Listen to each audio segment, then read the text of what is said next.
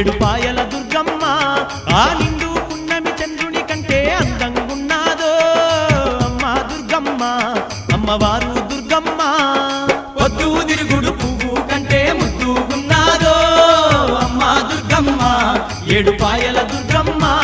ఆ నిండు పున్నమి చంద్రుని కంటే అందంగున్నాదో అమ్మ దుర్గమ్మ అమ్మవారు దుర్గమ్మ